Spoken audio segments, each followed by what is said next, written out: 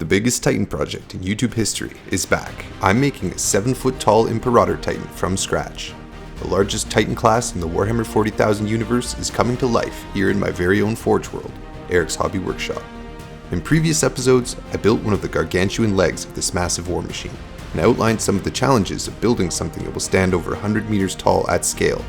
But since then, the project has gotten even bigger. It's been a while since my last update, and a lot has happened.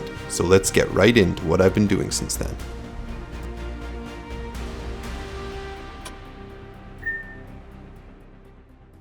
In late March, I went to Adepticon, the largest miniature wargaming convention in North America, and I had a ton of fun. I met some fans of the channel, saw some awesome builds, some stunning miniatures, and I met a bunch of my hobby heroes that I've interacted with online over the years. I also bought way too many miniatures. The first night of the convention, I met up with some friends and we had a few beers and ended up exploring the convention hall. And the 24-hour bits market caught my eye. I thought it would be a perfect opportunity to find some bits and pieces for my Titan, and I did. I found exactly that. I found some hatches, some gun emplacements, and a whole ton of other assorted greebles that are really going to bring the Titan to the next level when I get to the detailing phase. I also got a bunch of rare vampires and some chaos dwarves and a bunch of other things that are going to be featured in future content, but that's a tale for another time. The point is, I was sifting through bins and I happened to mention to the guy who works at the kiosk that I was working on a Titan. And he said, "Oh, you're a Titan guy. Hey, okay, well, you might like this." And he went to the back and he came out with a cardboard box. And in that cardboard box was this. You probably can't read that. This. That's right, it's a Forge World Warhound Titan. Now you might be wondering, Eric, why would you buy a Titan when you're already building a Titan?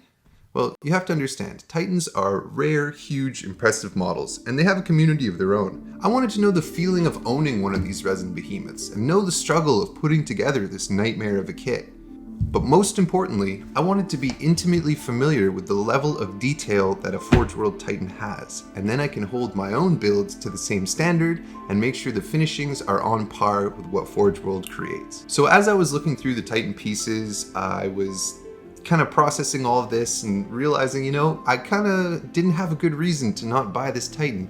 And then I started noticing, wait a minute, that's not part of a Warhound Titan. That head is,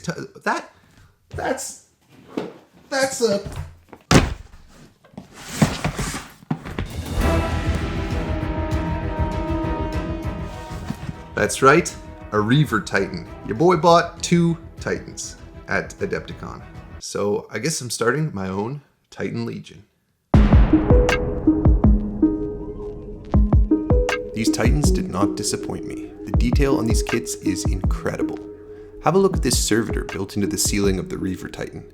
Such an amazing detail that you don't even see when the Titan is fully assembled.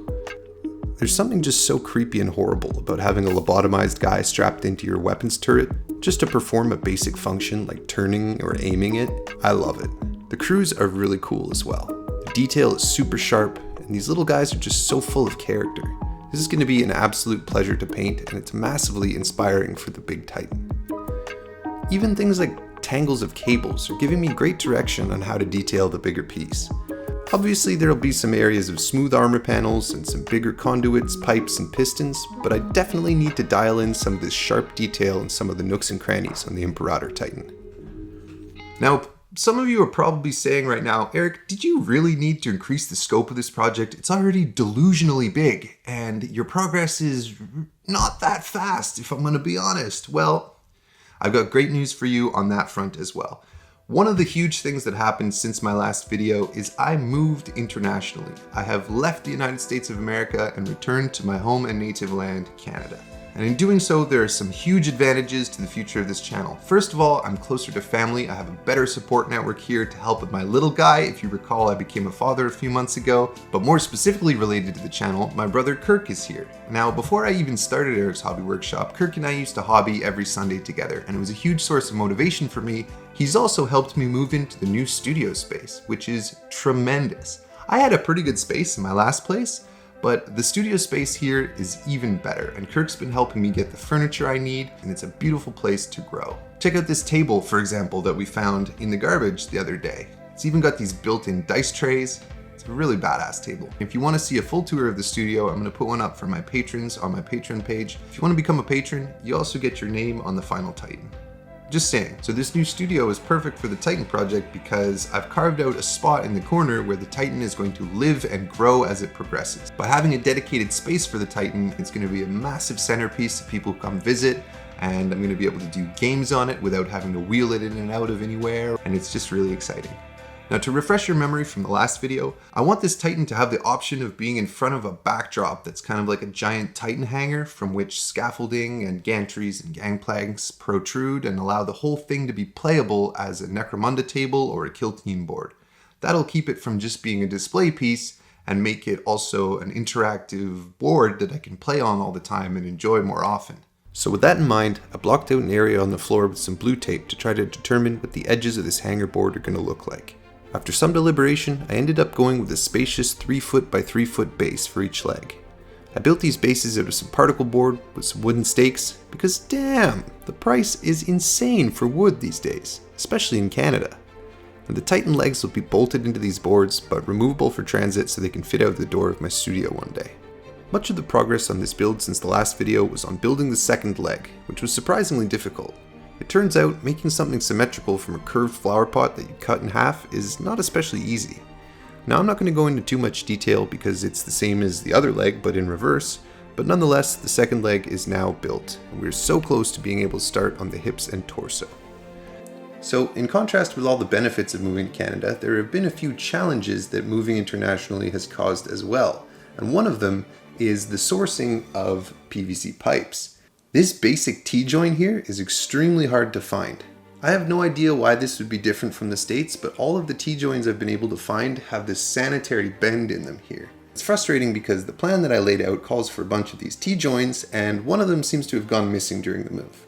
You can also see the Titan's taken some battle damage in places from being in the back of my car. This is unfortunate, but it's good that it happened early to highlight the durability issue with this pink foam. So I've been looking into some solutions from the cosplay world. Apparently using a 3D printer resin, like a UV resin, is a good way to get a hard protective shell on your pink foam. I won't, however, be applying that mixture until I'm closer to the final shape and have filled some gaps. During the time when I was moving and didn't have access to my studio, I kept myself busy by assembling some of the characters who will eventually populate the torso, cathedral, and head of my Titan.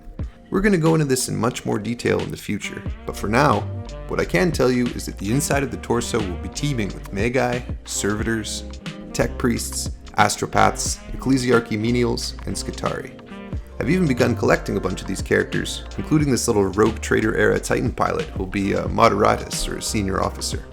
I'm really excited to find, convert, and paint a host of Grimdark characters to give this Titan life. Speaking of Grimdark characters, I'm launching a new t-shirt design today, designed by the talented Martin Treese, who's the same guy who did my Spectral Tower t-shirt design back in the autumn.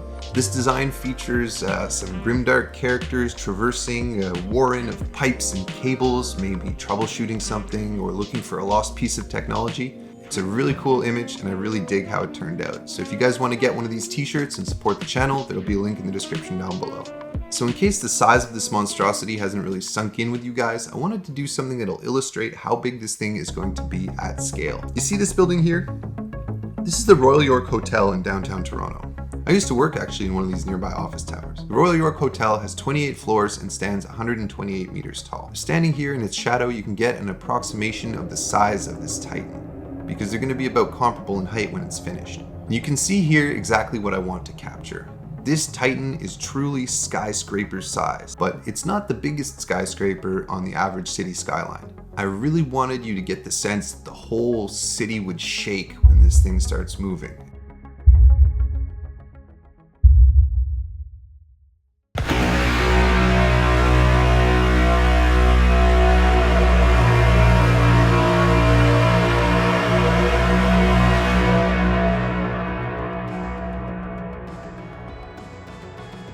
So over the coming months, as the 7-foot Titan comes together, I'm also going to be building 2 smaller Titans. And for maximum playability, posability, and durability, I'm going to be magnetizing them with the help of today's sponsor, the Magnet Baron.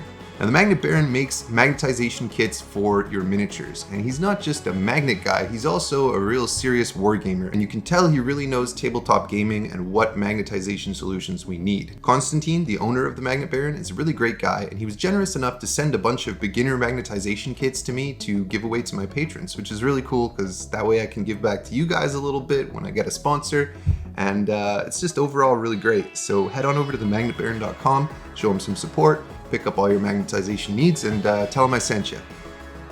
So in the next video, we're looking at fleshing out the concept of the Titan Legion. We're going to be looking at heraldry. We're going to be looking at all kinds of other things. And I'm also going to show you a little tiny walker that's going to protect the ankles of my Titan when it's done. I guess it's got a bit of decent size on it itself. I hope you enjoyed this video, and we'll see you next time on Eric's Hobby Workshop.